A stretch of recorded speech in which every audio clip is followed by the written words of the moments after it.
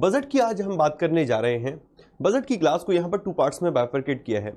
एक पार्ट में तो हम यहाँ पर डिस्कस करेंगे आपके साथ कि बजट का कंसेप्ट एक तरीके से क्या होता है, और उस नेक्स्ट पार्ट की बात करेंगे, उसमें डिस्कस करेंगे जो अभी हाल ही में बजट पेश किया गया था, इंटरिम बजट पेश किया गया था, उससे रिलेटेड जितने भी पॉइंट बनेंगे या जितने उस बजट में पॉइंट्स रहे उनका डिटेल में यहाँ पर एनालिसिस करेंगे। बट आज की बात करें तो आज के बजट के पार्ट को भी आपको 2 तरीके से याद रखना है। आज जो हम डिस्कस करेंगे इसमें 2 चीजें रखेंगे। एक तो हमारे यहाँ पर थ्योरेटिकल पार्ट होगा जो अक्सर सवाल पूछे जाते हैं एग्जामिनेशन में, और दूसरा यहाँ पर कंसेप्चुअल पार्ट होगा। बजट में भी बहुत सारे कॉन्सेप्ट या डेफिसिट हम यहाँ पर डिटेल में एनालिसिस करेंगे। सबसे पहले स्टार्ट करते हैं यहाँ पर बजट की डेफिनेशन के साथ। What is exactly meaning of budget? Budget is estimation of revenue and expenditure over a specified period of time, या यूं कहें बजट एक निश्चित अवधि के दौरान राजस्व और व्यय का अनुमान है।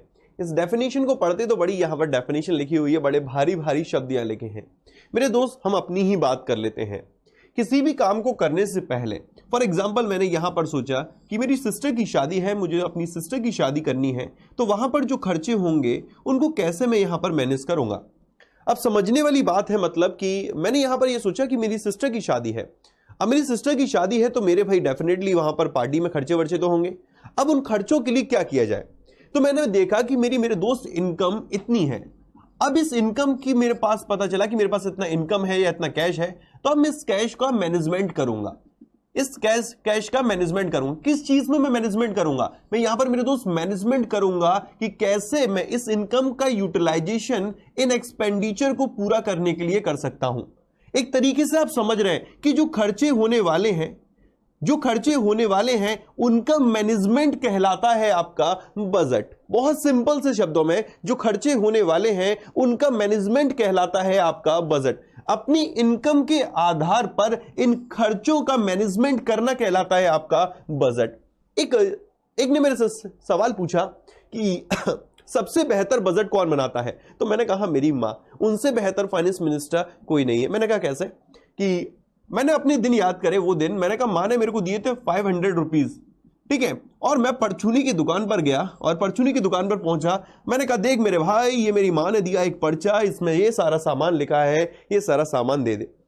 उन्होंने सामान देना स्टार्ट किया। दिमाग में हमेशा रहा था कि 100-200 तो बच जाएंगे, तो चलो 10-20-50 तो बच जाएंगे। बट मेरे दोस्त इतना शानदार बजट बनाया था ना, इतना शानदार बजट बनाया था कि एक चवन्नी भी यहां से नहीं बची। अब मेरा कहने का मतलब समझिएगा, मेरा कहने का मतलब, ये आपके साथ भी अक्सर हुआ होगा। मेरा कहने का मतलब यह है कि मां ने इस 500 रुपए के बेसिस पे आने वाले खर्चों का क्या किया? मैनेजमेंट किया। हर कोई व्यक्ति हर एक प्रकार का व्यक्ति कहेंगे अपने यहां पर एक बजट बनाता है। उसी बजट का डिस्कशन हम करेंगे जब हम इकोनॉमी के रेस्पेक्ट में समझेंगे। इकोनॉमी के रेस्पेक्ट में समझते तो मेरे शब्द यहां पर बदल जाते हैं, और यहां पर हम इनकम को बोलते हैं रेवेन्यू, या मेरे दोस्त रिसीट, और एक्सपेंडिचर की बात करें तो वो हमारा एक्सपेंसेस या एक्सपेंडिचर कहलाता है। I hope so guys clear होगा। फिर दोबारा मेरी बात को बड़े गौर से समझिएगा, बहुत सिंपल शब्दों में और आसान भाषा में समझ रहे हैं। रिसीट मतलब मेरी यहां पर हो गई इनकम, और एक्सपेंसेस या यूं कहें एक्सपेंडिचर मतलब होगा मेरे यहां पर खर्चे। अब इन खर्चों के लिए अपनी इनकम के आधार पर मैनेजमेंट करना बजट बनाना कहलाता है। उसी को यहां पर लिखा है, budget is an estimation of revenue and expenditure over a specified period of time.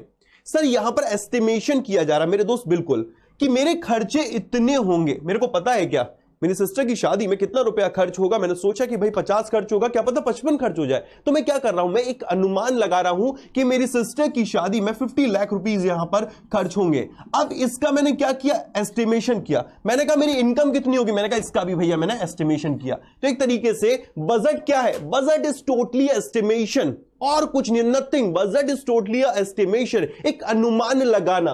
Budget is estimation of revenue and expenditure over a specified period of time. मतलब कि एक निश्चित समय के लिए अपने खर्चों का और अपनी इनकम का अनुमान लगाना मेरे दोस्त बजट कहलाता है। आई होप सो गाइस यहां तक आपकी डेफिनेशन क्लियर होगी।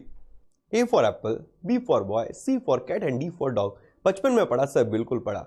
ये हमने ABCD पढ़ी थी मेरे दोस्त। अब फिर दोबारा से यहां पर मैं आपको ABCD पढ़ाऊंगा और ये जो ABCD है ये बजट की है जो कि कभी बदलने वाली नहीं है। ये वो पॉइंट्स हैं जिनका डिस्कशन करने जा रहे हैं जो एग्जाम का पार्ट बनते हैं और यहां से एक एक नंबर में एग्जामिनेशन में कह सकते हैं सवाल पूछे जाते हैं। देन फिर हम डिस्कस करेंगे बजट का कॉन्सेप्चुअल पार्ट। अब आते हैं सबसे पहला पॉइंट, देखिएगा क्या लिखा है यहां पर। एक व्यक्ति का नाम दिया गया है जिनका नाम है सर रॉबर्ट वॉलपॉल।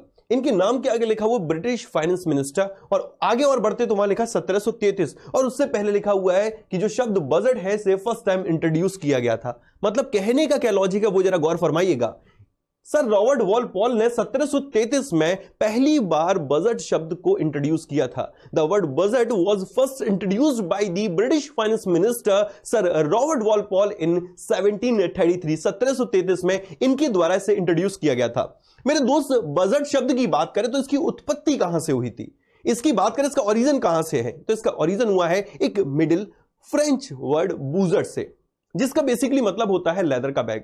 आपने अक्सर देखा होगा जब कभी भी बजट पेश किया जाता है तो जो फाइनेंस मिनिस्टर होते हैं, वित्त मंत्री होते हैं, वो एक लेदर का बैग लेके चलते हैं और उसमें वो जितने भी कह सकते हैं पेपर्स या यूं कहें बजट होता है वो रखा हुआ होता है। उसी पहले क्या होता था कि जब बजट पेश किया जाता कहते थे बूजट आ गया, बूजट आ गया, बूजट आ गया। इसी बूजट से यहां पर शब्द निकल कर आया बजट, जिसका मतलब होता है एक लेदर का बैग और एक मिडिल फ्रेंच वर्ड से इसे लिया गया है। 2 पॉइंट्स आपके क्लियर होने चाहिए। थर्ड एंड मोस्ट रिलेवेंट यहां पर देखिए, मार्क करिएगा, the budget system was first introduce in India. अपने देश प्यारे भारत की हम यहां पर बात कर रहे हैं कि इंडिया में जो बजट शब्द है वो कब इंट्रोड्यूस हुआ था। तो मेरे दोस्त इसे इंपॉर्टेंट मार्क करेगा 7 अप्रैल 1860, 7 अप्रैल 1860 की मैं दोस्त यहां पर बात कर रहा हूं। भारत में पहली बार बजट शब्द को इंट्रोड्यूस किया गया था। यहां पर देखना, the first Indian budget was presented by James Wilson on फरवरी 1869। मतलब की बात करें कि पहला इंडियन बजट किसके द्वारा प्रेजेंट किया गया, तो मेरे दोस्त आंसर बना यहां पर जेम्स विल्सन, और इन्होंने इसे कब प्रेजेंट किया था, फरवरी 1869 को। तो यहां से 4 पॉइंट एक चीज तरीके से क्लियर हो गए कि पहली बार बजट शब्द की बात करते हैं तो ये किसके द्वारा इंट्रोड्यूस किया गया था, सर रॉबर्ट वॉलपॉल जो कि ब्रिटिश फाइनेंस मिनिस्टर थे, इन्होंने इसे 1733 में इंट्रोड्यूस किया था। फिर हमने यहां पर देखा कि बजट शब्द आया कहां से है, एक मिडिल फ्रेंच वर्ड बूजट से इस शब्द को लिया गया जिसका मतलब लेदर का बैग होता है। नेक्स्ट फिर हमने देखा कि इंडिया में पहली बार बजट कब इंट्रोड्यूस किया गया था, तो ये 1860 में इंट्रोड्यूस किया गया था। और प्रेजेंट करने की बात करें कि फर्स्ट इंडियन बजट को कब, इंडियन बजट किसके द्वारा और कब प्रेजेंट किया गया, तो आंसर बनता है जेम्स विल्सन के द्वारा इसे 1869 में प्रेजेंट किया गया था। क्या बजट शब्द को भारतीय संविधान में कहीं वर्णित किया गया है, कहीं उसका उल्लेख किया गया है, तो मेरे दोस्त आंसर बनता है नहीं। बजट की बात करें तो बजट को वहां पर या यूं कहें इंडियन कॉन्स्टिट्यूशन में एनुअल फाइनेंशियल स्टेटमेंट के रूप में कहा गया है। सिंपल शब्दों में यहां पर मेंशन है, budget has been described in article 112 of Indian constitution as annual financial statement most important. Budget का आर्टिकल कौन सा है मेरे दोस्त, आंसर बनता है यहां पर 112। और इस आर्टिकल की बात करते तो इस आर्टिकल में वर्ड क्या यूज किया गया, शब्द क्या यूज किए गए, वो है annual financial statement. Annual financial statement की बात करें तो ये बजट कहलाता है।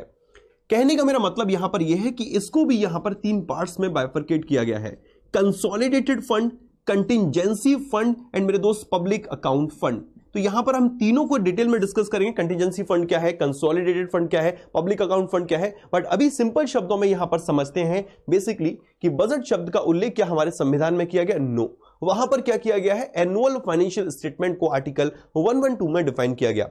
एक और इंपॉर्टेंट, मोस्ट इंपॉर्टेंट पॉइंट, अभी एबीसीडी पढ़ रहे हैं ना, इन एबीसीडी को डिस्कस करते हैं पहले।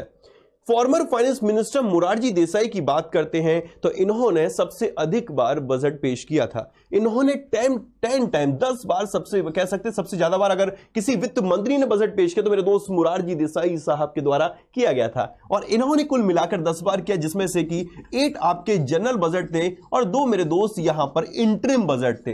अंतरिम बजट क्या होता है आगे और डिस्कस करेंगे, अभी सिंपल शब्दों में कुल मिलाकर इन्होंने 10 बजट पेश किए थे, जिसमें से 8 आपके जनरल बजट थे, 2 आपके मेरे दोस्त इंटरिम बजट थे। नेक्स्ट इंपॉर्टेंट है, मोरारजी देसाई वह इकलौते वित्त मंत्री थे जिन्होंने अपने हैप्पी बर्थडे वाले दिन यहां पर बजट प्रेजेंट किया था। मतलब कहने का मतलब क्या, लॉजिक समझना जरा, डेफिनेशन, ये जो पॉइंट है उसको पढ़ते हैं। Morarji Desai was the only finance minister, वह सिर्फ इकलौते वित्त मंत्री थे who have presented budget on 2 of his birthday on 1964 in 1968। कहने का मतलब यह है इनका जन्म दिवस की बात करें तो यह 1964 और 1968 में जो जन्म दिवस रहा था उस दिन ये प्रेजेंट करने वाले कह सकते हैं कि इकलौते वित्त मंत्री हैं, या यूं कहें कि ये इकलौते वित्त मंत्री जिन्होंने अपने 2 बर्थडे पे बजट प्रेजेंट किया था। आई होप सो गाइस ये भी क्लियर होगा। एक शब्द है यहां पर इंडिपेंडेंट इंडिया और दूसरा मेरे दोस्त रिपब्लिक इंडिया। तो यार एक बात बताइए, इंडिपेंडेंट इंडिया का भी पहला बजट रहा होगा? बिल्कुल होगा सर। और रिपब्लिक इंडिया का भी होगा? अरे बिल्कुल होगा सर। तो फिर मेरे दोस्त जल्दी से इसको डिस्कस करते हैं, फिर दोबारा वीसीडी की तरफ बढ़ते हैं। देखिएगा जरा, first union budget of independent India मतलब स्वतंत्र भारत का पहला budget was presented by the R K. Shanmugam Chetty on 26 November 1947। मतलब क्या, यहां से 2 पॉइंट निकल कर आते हैं। कब और किन्होंने आजाद भारत का पहला बजट प्रेजेंट किया? आजाद भारत का जो, या कह सकते हैं इंडिपेंडेंट इंडिया का बजट प्रेजेंट किया था आर.के. षणमुगम चेट्टी ने। षणमुगम चेट्टी, ठीक है, हिंदी में पढ़ते से षटमुखम चेट्टी लिखा है। और ये आपको याद रखना है कब प्रेजेंट किया था इन्होंने, 26 नवंबर 1947 को। In the first union budget of Republic India, मतलब बात करते हैं the first union budget of Republic India was presented by the John Mathai. हम बात करते हैं जो 1950 और 51 का जो बजट रहा था वो रिपब्लिक इंडिया का पहला कह सकते हैं बजट रहा था। और इसी बजट में फाइनेंस मिनिस्टर जॉन मथाई ने अनाउंस किया था कि प्लानिंग कमीशन को, जो योजना आयोग है, उसको बनाना चाहिए। फिर 2 शब्दों का जिक्र करेंगे, railway budget and union budget. कभी ये दूर गए, फिर कभी ये पास आए। किनके कहने पे दूर गए, किनके कहने पे पास आए, जरा से देखते हैं। या यूं कहें इकोनॉमिक लैंग्वेज में, किनके कहने पे ये दोनों सेपरेट हुए थे और किनके कहने पे यहां पर इन दोनों का अमलगमेशन हुआ। कहने से मतलब यहां पर मेरा है किस कमेटी के रिकमेंडेशन पे सेपरेट हुए और किस कमेटी के रिकमेंडेशन पे इन दोनों का अमलगमेशन हुआ। फर्स्ट पॉइंट की बात करें तो यहां पर सेपरेशन की बात की जा रही 1924 में। जरा समझिएगा, on the recommendation of Acworth committee की सिफारिश पर railway budget was separated from the general budget in 1924। Railway budget general budget से 1924 में अलग हो गया था। इस बात को मोस्ट इंपॉर्टेंट मार्क करेगा कि किस वर्ष में अलग हुआ। आंसर बनता है 1924 में, 1924 में। किस कमेटी की रिकमेंडेशन पे अलग हुआ था? तो ये दोनों को बिछाड़ने वाला, या कह सकते हैं कि इस एकवर्थ कमेटी की रिकमेंडेशन पे ये दोनों एक दूसरे से अलग हो गए थे। मोदी जी पे रहा निगाह, कहा कि भैया मैं तुमको मिलाकर रहूंगा। उन्होंने यहां पर एक कमेटी बनाई किसके अंडर में? नीति आयोग के मेंबर विवेक देवरॉय के अंडर में। बड़े गौर से समझिएगा यहां पर पॉइंट को। A committee headed by NITI Aayog member विवेक देवरॉय। एक विवेक देवरॉय हैं जो कि नीति आयोग के मेंबर, उनकी कमेटी, उन कह सकते हैं उनके अंडर में यहां पर एक कमेटी बनाई गई। और इस कमेटी ने सजेस्ट किया, इस कमेटी ने सुझाव दिया, क्या सुझाव दिया कि amalgamation of railway budget and union budget from 2017-18 budget, 2017 और 2018 के बजट से कह सकते हैं रेलवे बजट और यूनियन बजट दोनों को मर्ज कर दिया जाए, या यूं कहें अमलगमेशन कर दिया जाए, दोनों को एक कर दिया जाए। इस लेक्चर को अब जरा थोड़ा हिंदी कंटेंट में देखते हैं, बड़े गौर से देखिएगा।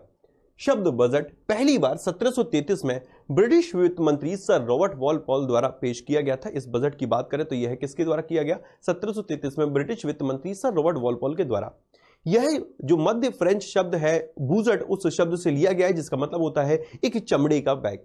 बजट प्रणाली भारत में 7 अप्रैल 1860 को शुरू की गई थी और यह भारत में पहली बार, या यूं कहें भारत में पहली बार बजट 18 फरवरी 1869 को 1869 में जेम्स विल्सन द्वारा प्रस्तुत किया गया था। नेक्स्ट बात करें यहां पर तो सिंपल शब्दों में यह पूछा जाता है अक्सर कि बजट का क्या भारतीय संविधान में उल्लेख किया गया? तो मेरे दोस्त आंसर हमेशा याद रखना है, नहीं। वहां पर जो उल्लेख किया गया है वो वार्षिक वित्तीय विवरण के रूप में किया गया है और यह वार्षिक वित्तीय विवरण कहां पर है? यह अनुच्छेद 112 में है, मतलब आर्टिकल 112 में है। पूर्व वित्त मंत्री मोरारजी देसाई साहब की बात करें तो इन्होंने बजट अधिकतम बार प्रस्तुत किया, कुल मिलाकर 10 बार, और 10 में से 8 रहे थे आम बजट जिनको हम जनरल बजट कहते हैं, और 2 अंतरिम बजट या यूं कहें इंटरिम बजट। मोरारजी देसाई एकमात्र ऐसे वित्त मंत्री हैं जिन्होंने 2 बार अपने जन्म दिवस पर 1964 में और 1968 में बजट प्रस्तुत किया था। स्वतंत्र भारत में पहली बार, देखिए इस पॉइंट को इंपॉर्टेंट मार्क करिएगा, स्वतंत्र भारत में पहली बार केंद्रीय बजट 26 नवंबर 1947 में आर.के. षणमुगम चेट्टी द्वारा पेश किया गया। और गणतंत्र भारत की बात करें, रिपब्लिक इंडिया की बात करें तो यहां पर जो बजट पेश किया गया था 1950-51 में वो जॉन मथाई के द्वारा किया गया था। और इसी बजट की बात करते हैं, इसी बजट में तत्कालीन जो वित्त मंत्री थे जॉन मथाई, उन्होंने यह घोषणा की कि योजना आयोग की स्थापना की जानी चाहिए। फिर बात आगे बढ़ी और हमने यहां पर देखा रेलवे बजट का सेपरेशन और कह सकते हैं यहां पर उसका मिलना। मतलब यहां पर कहने का ये नहीं कि एक ऑर्डर में नहीं चल रहा कि पूरे ऑर्डर में यहां पर मैं डिस्कस कर रहा हूं, मेरे यहां पर पर्पस समझाना आपको उसी इंग्लिश कंटेंट को हिंदी में है, बट गौर से समझिएगा। किस कमेटी की सिफारिश पर आपका रेलवे बजट अलग हुआ? आंसर बनता है एकवर्थ समिति। एकवर्थ समिति की सिफारिशों पर रेल बजट को 1924 में सामान्य बजट से अलग कर दिया गया था। और नीति आयोग के सदस्य विवेक देवरॉय की बात करें, इनकी अध्यक्षता में गठित एक समिति ने 2017-18 से रेल बजट और केंद्रीय बजट के विलय का सुझाव दिया। अब बात करते हैं यहां पर कंसेप्चुअल पार्ट की। कंसेप्चुअल पार्ट में सबसे पहले समझते हैं एक definition, what is the meaning of direct tax and what is the meaning of indirect tax. प्रत्यक्ष कर क्या होता है और मेरे दोस्त अप्रत्यक्ष कर क्या होता है। अक्सर मेरा सवाल होता था और यही मैं पूछता था और जवाब आता था, goods and service tax is indirect tax and income tax is direct tax. क्यों इनकम टैक्स को डायरेक्ट टैक्स कहा गया, इसका जवाब मैं हमेशा जानना चाहता हूं। क्यों गुड्स एंड सर्विस टैक्स को इनडायरेक्ट टैक्स कहा गया, ये जवाब मैं हमेशा जानना चाहता हूं।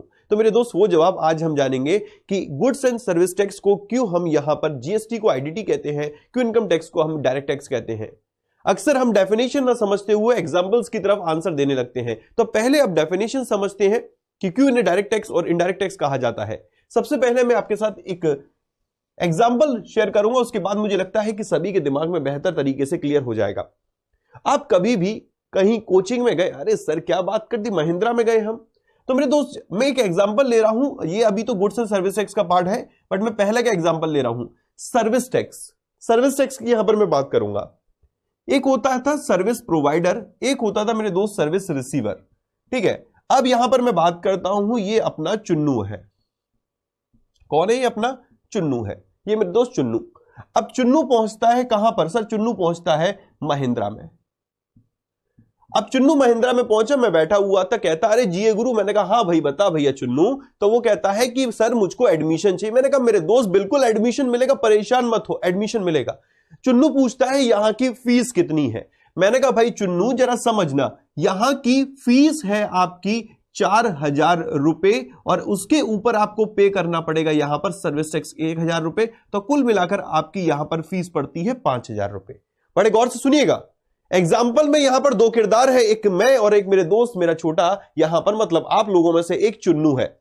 चुन्नू कहां पर आता है? चुन्नू आता है महिंद्रा में और कहता है कि सर यहां का पैसा कितना लगेगा, मतलब यहां की फीस कितनी है। मैंने तुरंत कहा यहां की फीस है 5,000 रुपए। उसने देखा उसमें लिखा था 4,000 रुपए फीस और 1,000 रुपए इसमें टैक्स लिखा हुआ है। अच्छा, तो 5,000 रुपए इसने तुरंत अपनी जेब में से निकाले और यूं करके भैया मुझको दे दिए। और मैंने क्या किया, इसे गल्ले में रख लिया।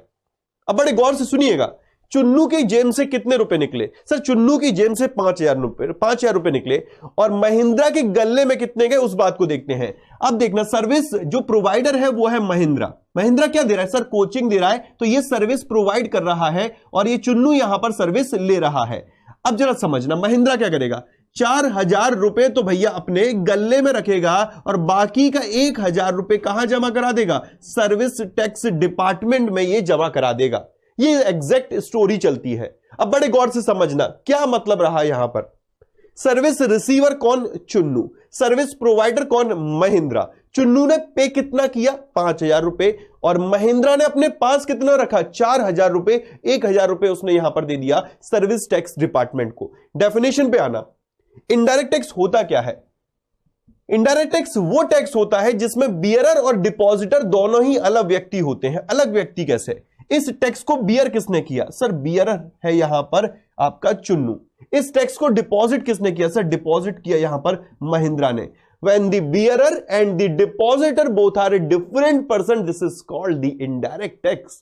जब कोई बियरर और कह सकते हैं जमा करता और टैक्स को बियर करने वाले व्यक्ति अलग अलग व्यक्ति होते हैं, इसे हम बोलते हैं अप्रत्यक्ष कर।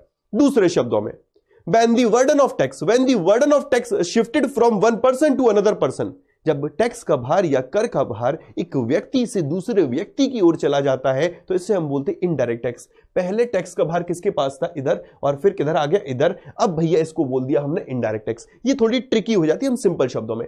टैक्स को झेलने वाला व्यक्ति कौन है? सर यह व्यक्ति, देख लीजिए इसकी शक्ल, यही चुन्नू है जिसको टैक्स झेलना है। इसने टैक्स झेला, टैक्स इसने झेला, इसने अपनी जेब से दिया। बियर किसने किया? सर चुन्नू ने। डिपॉजिट किसने किया? सर यहां पर महिंद्रा ने। तो बियरर कौन है? चुन्नू। डिपॉजिटर कौन है? महिंद्रा। दोनों यहां पर कौन है? अलग अलग। तो जब दो व्यक्ति अलग अलग होते हैं, मतलब बियरर और डिपॉजिटर दोनों अलग होते हैं, इसे बोलते हैं हम इनडायरेक्ट टैक्स। रेस्टोरेंट गए, अरे सर क्या बात कर दी है, हर वक्त तो जाते हैं, हर दूसरे तीसरे दिन यहां पर हम किसी ना किसी के साथ पहुंच ही जाते हैं। उस केस में होता क्या है मेरे दोस्त, जब आप रेस्टोरेंट जाते हैं तो रेस्टोरेंट में ऑर्डर देते होंगे, आपके पास बिल लग कर आता होगा। अब बिल जब आता होगा तो मेरे दोस्त जब उस बिल का जो अमाउंट होता है वो आपने पे कर दिया, 1000 रुपए आपने पे कर दिया, मानकर चलिए 900 रुपए उसमें पूरी कॉस्टिंग रही थी और 100 रुपए टैक्स का अमाउंट था। अब वो रेस्टोरेंट का ऑनर क्या करेगा, रेस्टोरेंट का owner is a service provider and you are a service receiver. आप एक सर्विस रिसीवर है और रेस्टोरेंट का जो ऑनर है वो सर्विस प्रोवाइडर है। अब यहां पर देखना होगा क्या, आपने अपनी पॉकेट से दिए 1000 रुपीज, वो अपने गल्ले में रखेगा 900 रुपए और बाकी के 100 रुपए जमा कर देगा सर्विस टैक्स डिपार्टमेंट में। तो इस केस में क्या होगा कि डिपॉजिटर अलग और आपका बियरर अलग, मतलब बियरर अलग डिपॉजिटर अलग, और दोनों ही केस में ये टैक्स बन जाता है आपका indirect tax. I hope so guys clear होगा। अब यहीं पर हम इसको सर्विस टैक्स को मर्ज कर चुके हैं जीएसटी में, तो गुड्स एंड सर्विस टैक्स हम कहते हैं, तो जीएसटी अब लगता है। अब आप जब बिल देखेंगे तो वहां पर जीएसटी लगा हुआ मिलेगा।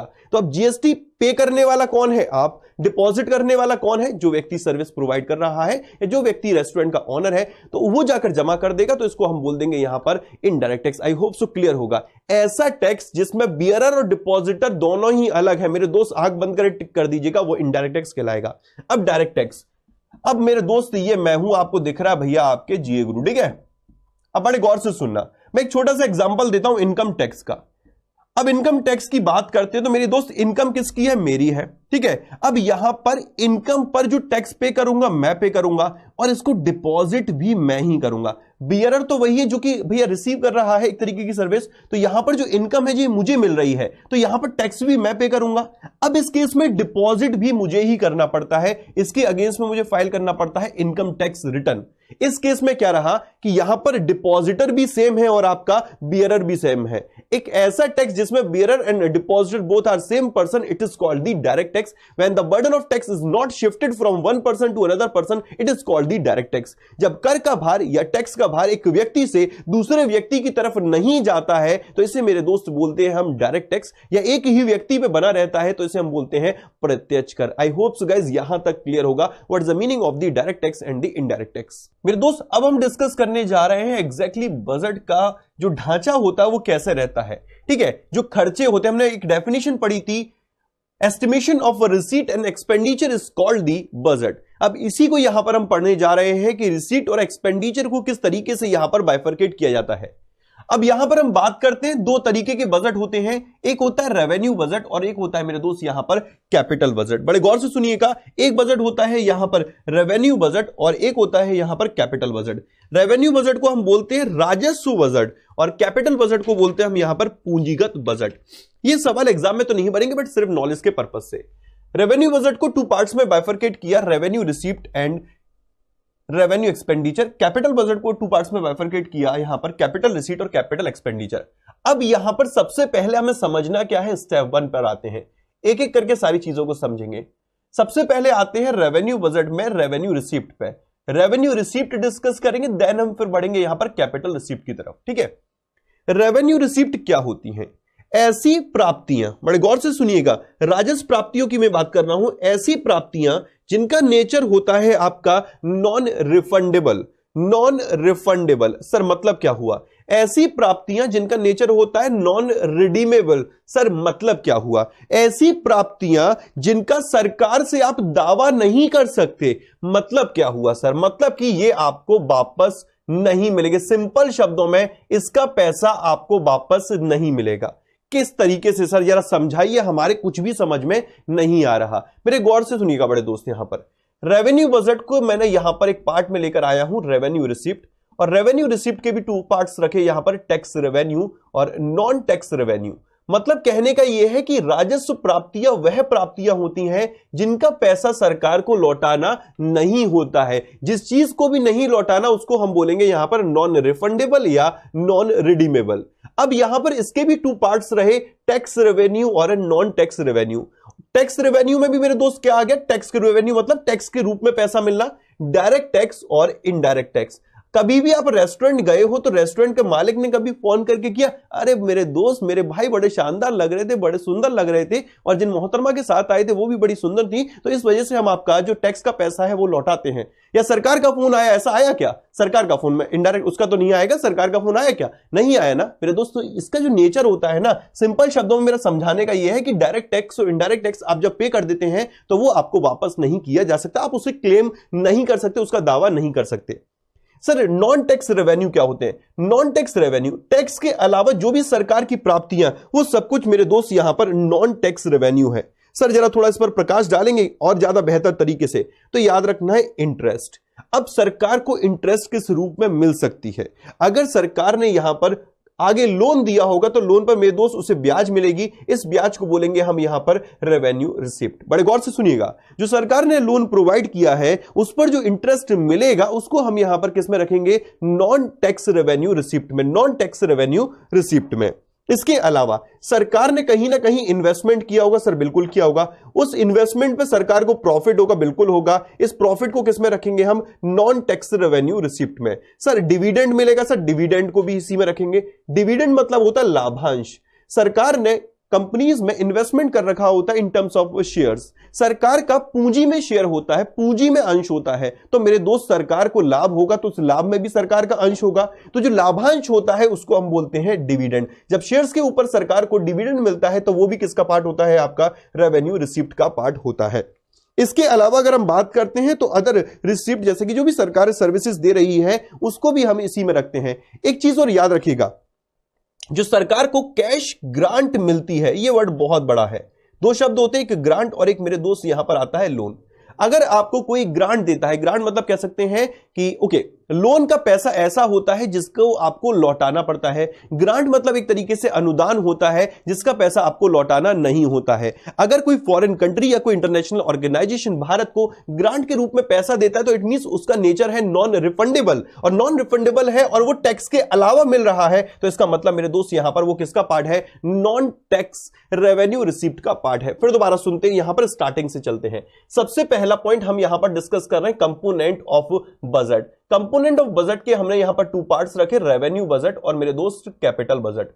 रेवेन्यू बजट को हमने टू पार्ट्स में रखा है यहां पर, इसके भी दो पार्ट रहे, एक रेवेन्यू रिसिप्ट और एक रेवेन्यू एक्सपेंडिचर। सबसे पहले हम डिस्कस कर रहे हैं यहां पर रेवेन्यू रिसिप्ट क्या होती है। रेवेन्यू रिसिप्ट में हमें पता चला इनका नेचर होता है नॉन रिफंडेबल या कह सकते हैं नॉन रिडीमेबल। कैसा नेचर है इसका? नॉन रिफंडेबल या नॉन रिडीमेबल, मतलब इसका पैसा वापस नहीं किया जाएगा, इसके लिए कोई भी व्यक्ति दावा नहीं कर सकता है। राजस्व प्राप्तियां वे प्राप्तियां हैं, वह प्राप्तियां हैं जिनका दावा सरकार से नहीं किया जा सकता है। सर इसमें भी हमने टू पार्ट्स किए, कौन कौन से? सरकार को टैक्स के रूप में मिलता है पैसा, या मेरे दोस्त नॉन टैक्स के रूप में पैसा मिलता है। टैक्स के रूप में दो तरीके से मिलता है सर, एक डायरेक्ट टैक्स के रूप में और दूसरा इनडायरेक्ट टैक्स के रूप में। और नॉन टैक्स रिसिप्ट वो होती हैं जो टैक्स के अलावा मिल रही हैं। इसमें हमने बहुत सारी चीजें देख ली थी, जिसमें कि एक निकल कर आता है मेरे दोस्त यहां पर इंटरेस्ट। जब सरकार लोन देगी तो उस पर इंटरेस्ट मिलेगा, सरकार इन्वेस्टमेंट करेगी तो उस पर या तो प्रॉफिट होगा तो या तो मेरे दोस्त डिविडेंड मिलेगा, या इसके अलावा हम कह सकते हैं कि सरकार को कैश ग्रांट मिलती है, मतलब कि अदर कंट्रीज अनुदान के रूप में ग्रांट के रूप में पैसा देती है, तो वो भी क्या है मेरे दोस्त? नॉन रिफंडेबल नेचर की होती है। और नॉन रिफंडेबल नेचर की कोई भी ऐसी चीज जो कि टैक्स के अलावा मिल रही है, वो सारे किसका पार्ट होते हैं? नॉन टैक्स रेवेन्यू रिसिप्ट का पार्ट होते हैं। इसमें आप फीस भी रख सकते हैं, चालान भी रख सकते हैं, ये सारी चीजें इसका पार्ट होती हैं। देखिए रेवेन्यू रिसिप्ट ये सभी के क्लियर हो गया कि ऐसी कोई भी प्राप्तियां, सरकार की ऐसी कोई भी प्राप्तियां जिनका नेचर नॉन रिफंडेबल है, वो सारी की सारी कैसी होती हैं? रेवेन्यू रिसिप्ट होती हैं। अब जस्ट हम यहां पर डिस्कस करने जा रहे हैं कैपिटल रिसिप्ट। अब कैपिटल रिसिप्ट का जस्ट अपोजिट कर दीजिए रेवेन्यू रिसिप्ट का। ऐसी प्राप्तियां जिनका नेचर रिफंडेबल होता है मेरे दोस्त, वो यहां पर कहलाती हैं आपकी capital receipt. In capital receipt को बोलते हैं हम दो तरीके से, डेट रिसिप्ट और मेरे दोस्त नॉन डेट रिसिप्ट। बड़े गौर से सुनिएगा, कैपिटल रिसिप्ट में दो तरीके की प्राप्तियां आती हैं, एक आती है डेट रिसिप्ट और दूसरी आती है non debt receipt. Capital receipt का मतलब क्या है? ऐसी सरकार की प्राप्तियां, ऐसी इनकम जो कि उसे वापस करनी है। अब जैसे सरकार क्या करती है? लोन लेती है, सर बिल्कुल लेती है, वर्ल्ड बैंक से लिया, IMF से लिया, एटसेट्रा, जितने भी लोन लेती है मेरे दोस्त, इसको उसे रिफंड करना होता है। इसको हम बोलते हैं डेट रिसीप्ट, मतलब ऐसी कोई भी प्राप्तियां जिसकी वजह से सरकार का लोन क्रिएट हो रहा है मेरे दोस्त, उसको हम बोलते हैं यहां पर डेट रिसीप्ट, सिंपल शब्दों में, क्योंकि इसे सरकार को वापस करना है। इसके अलावा एक और को हम बोलते हैं यहां पर डिसइन्वेस्टमेंट। डिसइन्वेस्टमेंट का मतलब होता है विनिवेश। It is also part of the capital receipt. अब कैसे मेरे दोस्त, जरा समझिएगा, डिसइन्वेस्टमेंट का मतलब क्या होता है। डिसइन्वेस्टमेंट का मतलब होता है जब सरकार किसी भी अपनी पब्लिक सेक्टर अंडरटेकिंग में जो हिस्सेदारी होती है उसको सेल करती है। सेल ऑफ असेट, अगर सरकार को कोई भी प्राप्तियां सेल ऑफ असेट के रूप में होती हैं तो उसको हम यहां पर क्या बोलते हैं, उसको हम बोलते हैं मेरे दोस्त non debt receipt. It is also the part of the capital receipt. मतलब कैपिटल रिसिप्ट मतलब हो गया यहां पर कि डिसइन्वेस्टमेंट और सेल ऑफ असेट, अगर सरकार कोई भी अपनी संपत्ति बेचकर इनकम जनरेट करती है तो उसको हम बोलते हैं यहां पर कैपिटल रिसिप्ट। सिंपल शब्दों में डेट रिसिप्ट वो रिसिप्ट जो कि लोन के रूप में मिल रही है, और लोन के रूप में पैसा नहीं मिल रहा, वो सारा का सारा होता है नॉन डेट रिसिप्ट। मेरे शब्दों का जरा गौर समझना, यहां पर आपने डिसइन्वेस्टमेंट रख लिया और यहां पर आपने रख लिया सेल ऑफ असेट। डिसइन्वेस्टमेंट का मतलब होता है जब सरकार अपनी किसी भी पब्लिक सेक्टर यूनिट में से अपने शेयर को, अपने इन्वेस्टमेंट को, जो भी उसका इन्वेस्टमेंट होता है उसे सेल करती है तो उसे हम बोलते हैं विनिवेश। जब पैसा लगाती है तो वो निवेश है, जब उसको बेचती है, उसको बाहर निकालती है तो हम इसे बोलते हैं डिसइन्वेस्टमेंट। और डिसइन्वेस्टमेंट के रूप में सरकार को जो भी पैसा होता है वो आपका कैपिटल रिसिप्ट कहलाता है। अब रेवेन्यू एक्सपेंडिचर क्या होते हैं? ऐसे खर्चे जो सरकार के गवर्नमेंट डिपार्टमेंट्स या गवर्नमेंट सर्विसेज के लिए खर्च होते हैं उनको हम बोलते हैं यहां पर रेवेन्यू एक्सपेंडिचर। देखिएगा, बड़े सिंपल शब्दों में हमने सरकार की इनकम समझ ली, दोनों ही इनकम, रेवेन्यू रिसिप्ट और कैपिटल रिसिप्ट। अब सरकार के खर्चे समझ रहे हैं। यहां पर सरकार के खर्चे भी आपके दो प्रकार के होते हैं, रेवेन्यू एक्सपेंडिचर और मेरे दोस्त कैपिटल एक्सपेंडिचर। रेवेन्यू एक्सपेंडिचर कौन से एक्सपेंडिचर होते हैं जो कि गवर्नमेंट डिपार्टमेंट की नॉर्मल फंक्शनिंग के लिए इनकर किए जाते हैं या खर्च किए जाते हैं, या जो भी सरकार की बहुत अलग अलग तरीके की सर्विसेज हैं उनके लिए खर्च किए जाते हैं, तो उनको हम बोलते हैं यहां पर रेवेन्यू एक्सपेंडिचर। ये यूं कह सकते हैं कि सरकार ने जो लोन लिया था, अभी हमने देखा ना, जो सरकार ने लोन लिया उसके ऊपर सरकार को इंटरेस्ट पे करना पड़ता है। ये इंटरेस्ट भी किसका पार्ट होता है? रेवेन्यू एक्सपेंडिचर का ही पार्ट होता है। अब बढ़ते मेरे दोस्त यहां पर कैपिटल एक्सपेंडिचर की तरफ। कैपिटल एक्सपेंडिचर वह एक्सपेंडिचर होते हैं जो कहीं ना कहीं सरकार के लिए एक संपत्ति को क्रिएट करते हैं, कैपिटल को क्रिएट करते हैं, जैसे कि कह सकते हैं फिजिकल असेट क्रिएट करते हैं। सिंपल शब्दों में बात करें तो एक्विजिशन ऑफ लैंड, भूमि का अधिग्रहण, acquisition of building, machinery, equipment, या यूं कहें सरकार जब कह सकती इन्वेस्टमेंट करती है, जब इन्वेस्टमेंट के रूप में खर्चा करती है तो मेरे दोस्त ये किसका पार्ट होता है? ये कैपिटल एक्सपेंडिचर का पार्ट होता है। आई होप सो यहां तक सारी चीजें आपके बेहतर शब्दों में क्लियर होगी। रेवेन्यू एक्सपेंडिचर क्या रहा? ऐसे खर्चे जो कहीं ना कहीं सरकार के गवर्नमेंट डिपार्टमेंट्स को रन कराने के लिए खर्च होते हैं, या ऐसे खर्चे जैसे कि सरकार ने लोन लिया था और लोन पर जो ब्याज देनी पड़ी वो किसका पार्ट है? रेवेन्यू एक्सपेंडिचर का। कैपिटल एक्सपेंडिचर वह खर्चे होते हैं, कह सकते हैं पूंजीगत व्यय, जो कहीं ना कहीं किसी पूंजी को जनरेट करते हैं, किसी कैपिटल को जनरेट करते हैं in the form of asset, in the form of physical asset, basically building हुआ, लैंड हुआ, या सरकार जब कभी भी इन्वेस्टमेंट करती है, शेयर्स में इन्वेस्टमेंट करती है, या कह सकते हैं कुछ भी खरीदती है तो वो किसका पार्ट, कुछ भी, अगर आप फिजिकल बात करें यहां पर कोई इक्विपमेंट खरीदती है तो वो किसका पार्ट होता है? यहां पर कैपिटल एक्सपेंडिचर का पार्ट होता है। बजट के घटक देखिएगा एक बार हिंदी में, सिंपल शब्दों में सिर्फ हिंदी समझनी है। राजस्व बजट और पूंजीगत बजट। राजस्व बजट में राजस्व प्राप्तियां और राजस्व व्यय।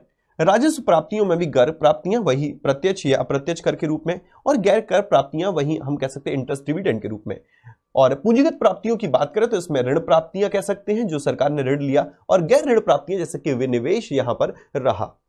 राजस्व व्यय में कह सकते हैं सरकार जो खर्चे कर रही है, जो ब्याज पे कर रही है, वो सारा का सारा राजस्व व्यय है। सरकार कुछ भी ये कह सकते हैं बिल्डिंग, कोई भवन खरीद रही है तो वो पूंजीगत व्यय का पार्ट होते हैं। अब बड़ी गौर से सुनिएगा यहां पर बैलेंस बजट, सरप्लस बजट और डेफिसिट बजट। सिंपल शब्दों में जब सरकार के खर्चे ज्यादा होते हैं और प्राप्तियां कम होती हैं, मतलब कि सरकार का एक्सपेंडिचर है 100 करोड़ रुपए और प्राप्तियां मेरे दोस्त 80 करोड़ रुपए हो रही हैं, तो यहां पर 20 करोड़ रुपए क्या है सर? माइनस में चल रहा है। इसे हम बोलते हैं डेफिसिट। जब किसी भी बजट में खर्चे ज्यादा होते हैं और प्राप्तियां कम होती हैं तो इस बजट को नाम दिया जाता है आपका डेफिसिट बजट। इसे इंपॉर्टेंट मार्क करिएगा। और जो भी डेवलपिंग कंट्रीज होती हैं वो डेफिसिट बजट ही बनाकर चलती हैं। बैलेंस बजट क्या होता है? ऐसा बजट जिसमें एक्सपेंडिचर और रिसीप्ट दोनों ही बराबर होती हैं। 100 करोड़ का खर्चा, 100 करोड़ की प्राप्तियां, तो मेरे दोस्त ये बजट आपका कहलाता है बैलेंस बजट। अब आता है सरप्लस बजट, एक ऐसा बजट जिसमें कि एक्सपेंडिचर कम होते हैं और रिसीप्ट ज्यादा होती हैं। खर्चे हुए 80 करोड़ रुपए और प्राप्तियां हुई 100 करोड़ रुपए, तो मेरे दोस्त प्लस में कितने चल रहे हो आप? 20 करोड़ रुपए। तो 20 करोड़ का आपके पास सरप्लस है और इस बजट को हम बोलते हैं यहां पर surplus budget. I hope so clear होगा कि आपका बैलेंस बजट क्या है, सरप्लस बजट क्या है और डेफिसिट बजट क्या है, संतुलित बजट, अधिशेष बजट और घाटे का बजट। इसके अलावा एक बजट और होता है आपका आउटकम बजट। आउटकम बजट की बात करें तो यह क्या होता है? एक ऐसा आउटकम मतलब होता है मेरे दोस्त परिणाम, ठीक है। तो मैक्सिमम बजट जो बनते हैं वो आपके आउटकम बजट ही बनते हैं। सिंपल शब्दों में बात करें तो पिछले बजट के परिणाम के आधार पर नया बजट बनाना कहलाता है आपका आउटकम बजट। सिंपल शब्दों में पिछले बजट के आधार पर एक नया बजट बनाना कहलाता है आपका आउटकम बजट, ठीक है। इसके अलावा बात करें तो एक बजट होता है इंटरिम बजट, जिसको हम बोलते हैं अंतरिम बजट। उन केसेस की बात करते हैं जैसे अभी हाल ही में जो बजट पास हुआ था वो इंटरिम बजट ही पास हुआ था। सरकार जब जाने वाली होती है, यूं कह सकते हैं कि इलेक्शन आने वाले होते हैं। सिंपल शब्दों में ये बात करते हैं, ये शब्द ज्यादा उचित होगा कि जब इलेक्शन आने वाले होते हैं तो सरकार फुल फ्लेज बजट ना लाते हुए थोड़े समय के लिए बजट लेकर आती है, उसको बोलते हैं हम यहां पर इंटरिम बजट या अंतरिम बजट। तो सिंपल शब्दों में क्लियर हो गया आउटकम बजट क्या है, सिंपल शब्दों में क्लियर हो गया आपके कि इंटरिम बजट क्या है, बैलेंस बजट क्या है, सरप्लस बजट क्या है, डेफिसिट बजट क्या है। अब यहां पर डेफिसिट बजट की बात करें तो हम यहां पर डिस्कस करने जा रहे हैं टाइप्स ऑफ डेफिसिट, कितने प्रकार के डेफिसिट होते हैं। अभी हमने कंपोनेंट ऑफ बजट देखे थे सर, बिल्कुल देखे थे। वहां पर एक्सपेंडिचर कौन कौन से डिस्कस किए गए थे सर? एक रेवेन्यू एक्सपेंडिचर और दूसरा कैपिटल एक्सपेंडिचर। रिसीप्ट कौन कौन सी डिस्कस की गई थी? रेवेन्यू रिसीप्ट और कैपिटल रिसीप्ट। बड़े गौर से सुनिएगा, जब रेवेन्यू रिसीप्ट में से रेवेन्यू एक्सपेंडिचर घटाया जाता है, या यूं कहें जब रेवेन्यू एक्सपेंडिचर में से रेवेन्यू रिसीप्ट घटाई जाती है तो मेरे दोस्त जो घाटा आता है उसे हम बोलते हैं रेवेन्यू डेफिसिट। सिंपल शब्दों में समझिएगा, जब रेवेन्यू एक्सपेंडिचर में से रेवेन्यू रिसीप्ट घटाई जाती है तो इस घाटे को नाम दिया जाता है रेवेन्यू डेफिसिट। सिंपल शब्दों में सर बजटरी डेफिसिट क्या है? मेरे दोस्त बजटरी डेफिसिट क्या होता है? बड़े गौर से सुनिएगा, revenue expenditure plus capital expenditure minus revenue receipt plus capital receipt. Simple शब्दों में मतलब रेवेन्यू एक्सपेंडिचर में से जब रेवेन्यू मतलब कि revenue expenditure plus capital expenditure दोनों ही एक्सपेंडिचर को जोड़ लिया तो इसे नाम दे दिया हमने टोटल एक्सपेंडिचर। जब कुल खर्चे में से कुल प्राप्तियों को घटाते हैं तो इसे बोलते हैं हम मेरे दोस्त बजटरी डेफिसिट।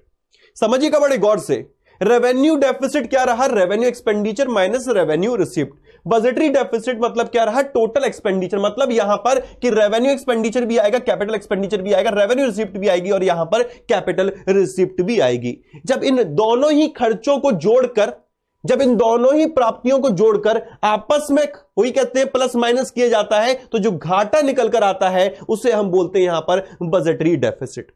अब फिस्कल डेफिसिट का फॉर्मूला क्या बनता है?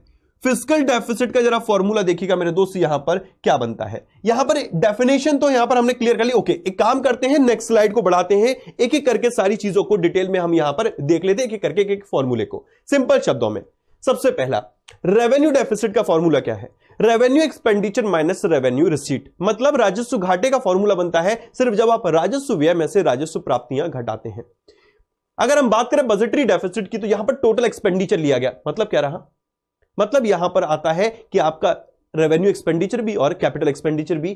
टोटल रिसिप्ट में क्या आएगा यहां पर कि रेवेन्यू रिसिप्ट भी और मेरे दोस्त कैपिटल रिसिप्ट भी। तो बजटी घाटे का फॉर्मूला बनता है कुल व्यय माइनस कुल प्राप्तियां। अब बड़े गौर से सुनिएगा, यहां पर अभी हमने देख लिया रेवेन्यू डेफिसिट, क्लियर हो गया ना, बजटरी डेफिसिट क्लियर हो गया। अब यहां पर आते हैं फिस्कल डेफिसिट की तरफ। फिस्कल डेफिसिट मेरे दोस्त पहले हमारे यहां पर जो डेटा शो किया जाता वो बजटरी डेफिसिट के बेसिस पे, बजट जो बनता था उसमें बजटरी डेफिसिट ही शो किया जाता था, बट इसे हटाकर लेकर आए फिस्कल डेफिसिट। इसका फॉर्मूला क्या बनता है? देखिए डेफिसिट है तो यहां पर भी कुल एक्सपेंडिचर रखे जाएंगे। कुल एक्सपेंडिचर में से मेरे दोस्त एक बात बताइएगा, जो आपको लोन के रूप में पैसा मिलता है वो क्या आपकी इनकम है? क्या आपसे पूछा मेरे दोस्त एक बात बताओ, तुम्हारा घाटा हो रहा है, प्रॉफिट हो रहा है, तो क्या तुम लोन वाला फैक्टर ऐड करोगे कि सर जो मुझे लोन के रूप में पैसा मिल रहा है वो मेरी इनकम है? नहीं करोगे ना। प्रैक्टिकली सोचो, प्रैक्टिकली सोचो। मैंने पूछा मेरे दोस्त तेरे घर में क्या चल रहा है? सर बहुत घाटा चल रहा है। तो मैंने पूछा तेरी इनकम क्या है? तो इनकम कौन सी इनकम बताओगे? क्या लोन वाला इनकम बताओगे? सर कतई नहीं बताएंगे। तो मेरे दोस्त जब आप नहीं बताओगे, ये तो देश है ना, ये कैसे बताएगा? तो फिस्कल डेफिसिट में लोन वाले फैक्टर को बिल्कुल हटा दिया जाता है। बड़े गौर से सुनने वाली बात है यहां पर कि टोटल एक्सपेंडिचर ये कैसे अलग है इससे अलग होने का सिर्फ यही रीजन है कि यहां पर आपका मेरे दोस्त लोन वाला फैक्टर ऐड है और यहां पर लोन वाला फैक्टर ऐड नहीं है।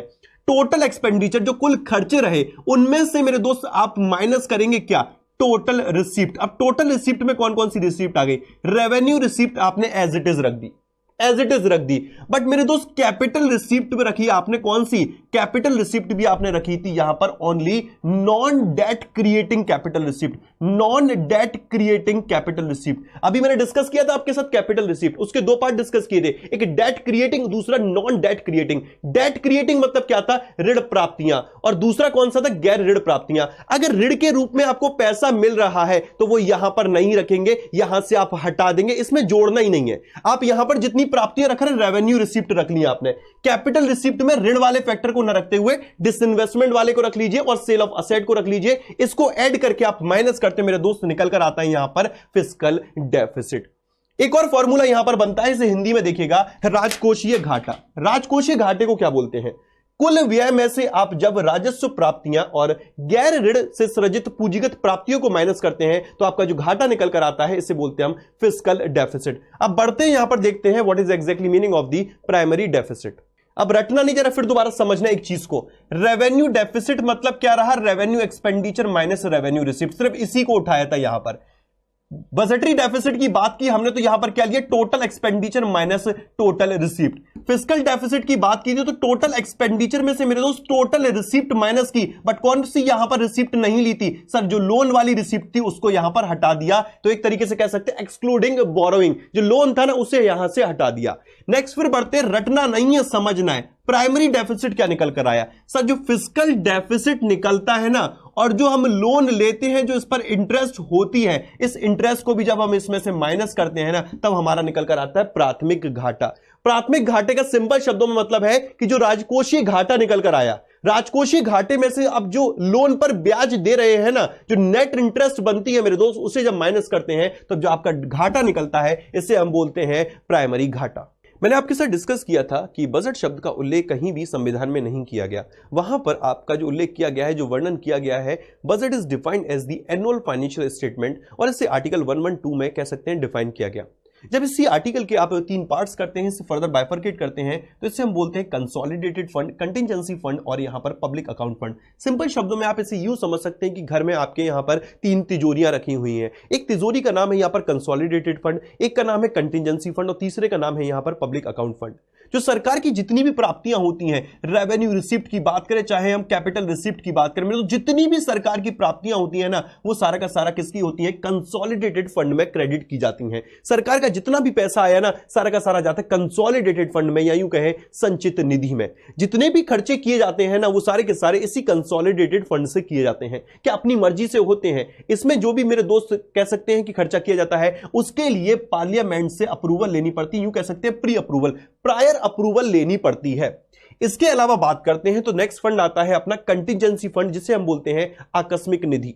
आकस्मिक निधि मतलब एक तरीके से समझिए, कंटिजेंसी मतलब या आकस्मिक मतलब कि इंस्टेंट कुछ भी खर्चा करना।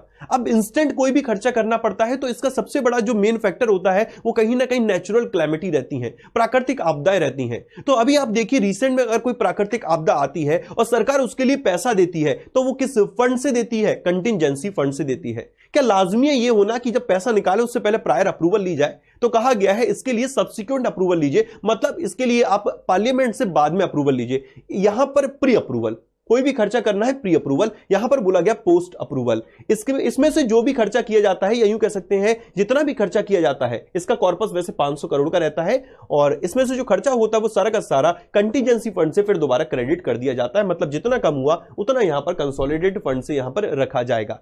तो सिंपल शब्दों में कंसोलिडेटेड फंड सरकार का मेन फंड है, यहां पर सारी सरकार की प्राप्तियां आती हैं, सारे खर्चे यहीं से किए जाते हैं। कंटिजेंसी फंड का सिर्फ पर्पस यह रहता है कि जो नेचुरल क्लैमिटी वगैरह आती है उसके लिए यहां से खर्चा किया जाता है। पब्लिक अकाउंट फंड, ये दोनों सरकार की असेट होती हैं, सरकार का पैसा है, और जो पब्लिक अकाउंट फंड होता है ये सरकार की लायबिलिटी है। मतलब इस फंड में जितना भी पैसा रखा जाता है वो सरकार को लौटाना पड़ता है। चाहे स्मॉल सेविंग्स की बात कर लेते हैं या प्रोविडेंट फंड की बात करें, जो आप प्रोविडेंट फंड के रूप में पैसे देते हैं वो सरकार कहां रखती है, पब्लिक अकाउंट फंड में, और कह सकते हैं एक टाइम आने पर वो पब्लिक को रिफंड करना पड़ता है। इसलिए आपको याद रखना है इसे सरकार लायबिलिटी के तौर पर रखती है। सिंपल शब्दों में तीन फंड कौन से रहे यहां पर? कंसोलिडेटेड फंड, कंटिजेंसी फंड और पब्लिक अकाउंट फंड। तो यहां पर हमने सिंपल शब्दों में समझ लिया बजट का सारा कॉन्सेप्ट, चाहे वो थ्योरेटिकल रहे चाहे कॉन्सेप्चुअल रहे। नेक्स्ट पार्ट में हम डिस्कस करेंगे जो अभी करंट में बजट आया उससे रिलेटेड सारे पॉइंट।